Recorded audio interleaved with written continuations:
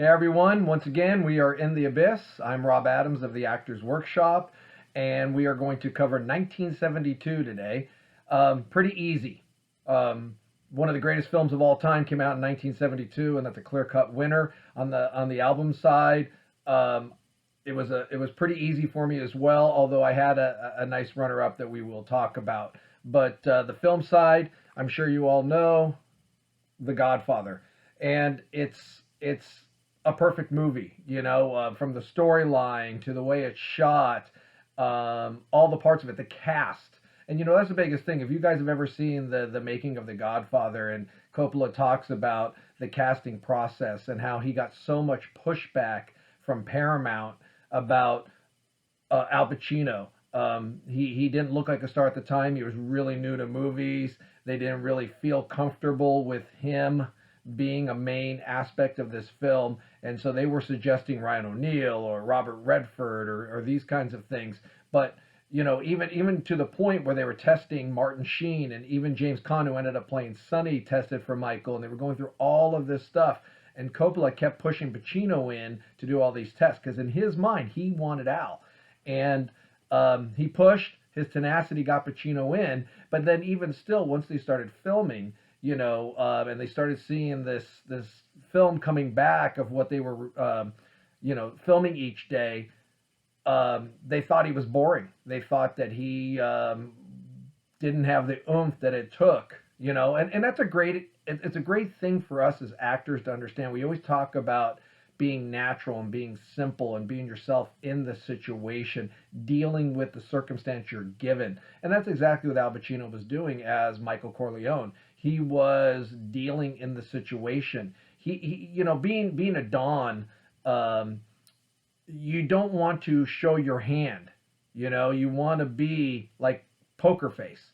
And he did such a good job of that because he wasn't playing this character. He was dealing as this character. So when they started seeing the rushes and the stuff coming back, they thought it was pretty boring until they saw the scene in the restaurant where he shoots the police captain in Sollozzo, and they kept him after that, and he kind of laughs about it in the documentary. But that is kind of how hard it was. And for a young actor like Al Pacino, who was really new to movies, it would have been really easy for him to try to give Paramount Pictures what he thought they wanted. And that's the trap with this is you can't get in the mind of somebody else. So if you try to give a casting director, if you try to give a director, if you try to give a studio what you think they want, the performance is going to be crap, right? You have to go do your thing. And if they like it, great. If they don't, hire somebody else. And that was his attitude. It got him the job.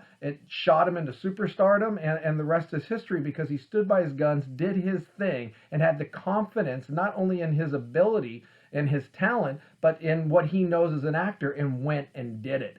They didn't want Brando. Brando was a star at the time, but had a reputation of setting back productions, Apocalypse Now, etc. And so Paramount was really concerned about losing money because of all the antics that Brando may have put them through. Anyways, Coppola once again, told Paramount, look, he'll work for free. We'll give you, and we'll have him, sign a contract that if any of his shenanigans cost him money, that he'll pay it back, or they put up a bond, or whatever the story goes. But anyways, they were able to get Brando in the film. James Caan as Sonny, John Cazale as Fredo, Talia Shire as Connie, and it's just a perfect cast, and it's a really well done movie, and it's a lot of fun, and it never gets old. A lot of these kinds of movies you have to be in the mood for, right? It's a mood movie. This movie's not like that. You can pick up this movie at any time on TV, and you're going to just stop and you're going to watch it. It doesn't matter what time of the day, how you're feeling. It's The Godfather. It's a classic, and it's amazing. And what is crazy to me is I can't believe how many of my friends or people that I talk to who have never seen these films. These are pieces of history in film, and there's so many people who haven't seen them yet. So, this is a must watch. Okay? If you haven't seen it, watch it. If you have, as I've said in the other two videos, watch these again. They're so great. And once in a while on AMC, they kind of do a fun thing where they'll do like The Godfather in chronological order, with parts of two, and then The Godfather itself, and it kind of gives you like the story, which is kind of neat, but it's not really how it was intended. So I'm more of a fan of just going with the way things were intended, which is The Godfather, straight on, and I could watch it a million more times. It's a terrific movie. On the album side, great album by Deep Purple. Machine Head came out in 1972. Has the famous Smoke on the Water, Space Truckin', Highway Star, I'm a Leo. It's a really good album. Smoke on the Water is just a fantastic song. It's a true story about a guy shooting off a flare gun during Frank Zappa set on the Lake Geneva shoreline. They were in some kind of auditorium, and it set the place on fire, and they were basically watching it burn down, and the reflection on the lake gave us Smoke on the Water, Fire in the Sky, and that was the famous song, which is a classic. But that album was beat out by Black Sabbath Volume 4. I came close in 70 and 71 to using Sabbath. I thought Paranoid was fantastic in 70, and in Master of Reality in 71 is phenomenal as well. But I had other choices, and I went with those. I thought this was a perfect year to go with Sabbath.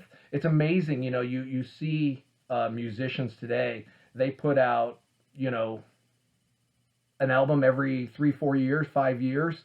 Black Sabbath put out 4 albums in 3 years, 2 in 70, 1 in 71, 1 in 74, and then they kept going. But just up to this point, this was their 4th album. And what I really like about it, it doesn't have like the super hits on it. I mean, they have Tomorrow's Dream, which was a pretty big hit for them. Would be on a greatest hits. Changes, which Ozzy still plays in his solo shows today at times.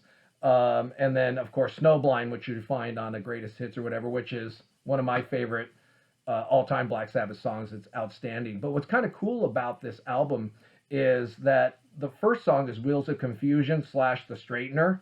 And then the last song is Under the Sun / Every Day Comes and Goes. So there's like 2 parts to the first song and the 2 parts to the last song, which I've never seen before, which I think is kind of neat. And then, of course, it's sandwiched between a bunch of great songs. Cornucopia, St. Vitus's Dance, Supernaut is phenomenal. It's just, I just listened to it all the way through, and it's just a smooth, easy listen. And I know people are going to say, well, I don't really listen to that style of music. If you listen to how tight Black Sabbath was in the early 70s, it's incredible how their sound is so full. They were great musicians, great writers, and they had great sound. And a cool tidbit about Black Sabbath, and I've talked about this before, but I think it's worth noting. Tony Iommi, who plays guitar for Black Sabbath, used to work in some kind of machinery shop or whatever, and accidentally cut off the tips of his 2 middle fingers, and he's a lefty, so those were the fingers that would play on the neck of the guitar. And he was totally bummed about it. He was quitting that job to go into a music career.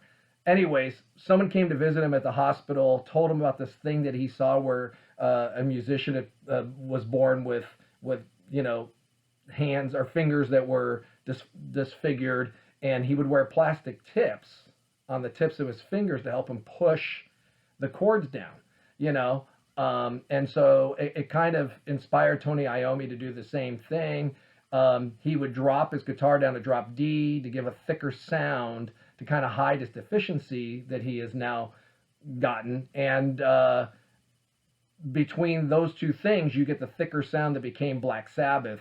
And it's almost like if it wasn't for that injury, but then also Tony Iommi's will to push on and keep driving, keep going forward, he wasn't going to let this stop him, created the Black Sabbath sound, and the rest is history. So I'm a big fan of those kinds of stories. I love people who persevere and push forward and don't let things get in their way. They find a way, and he did, and he's the Godfather. That's what they call him. He's the Godfather. He's amazing, which is great because it connects to our film for 1972, The Godfather. So that is 1972. We'll see you tomorrow.